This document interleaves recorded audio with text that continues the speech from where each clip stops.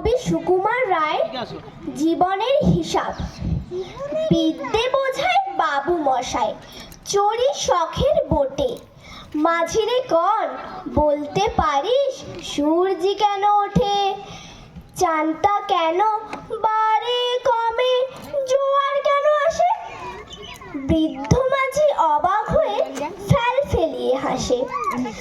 বাবু বলেন, সারা জনম মরলি রে তুই খাটি, জ্ঞান বিনা তোর জীবনটা যে চারি আনায় মাটি।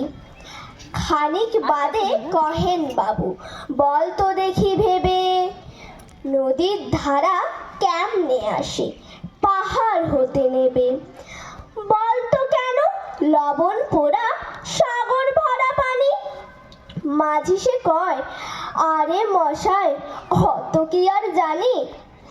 বাবু বলেন, এ বয়সেও জানিস নেও তাকি?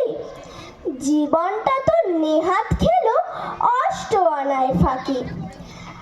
আবার ভেবে কহেন বাবু, বল তো রে বুড়ো, কেন এমন নীল দেখা যায় আকাশের ওই চূড়ো?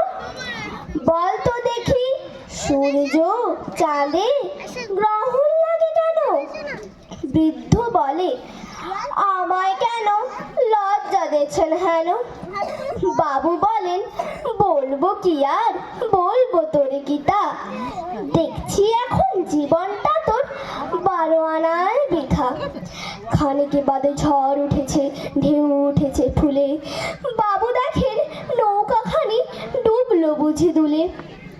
মাঝিরে কন, এ কি আপদ ওরে ও ভাই মাঝি, ডুবলো নাকি নৌকা এবার, মরবো নাকি আজি? মাঝি শুধোয়, সাঁতার জানো? মাথা নাড়েন বাবু। মূর্খ মাঝি বলে, মশাই এখন কেন খাবো? বাঁচিলে শেষে আমার কথা হিসেব করো পিছে, তোমার দেখে জীবনখানা 16 আনায় মিছে।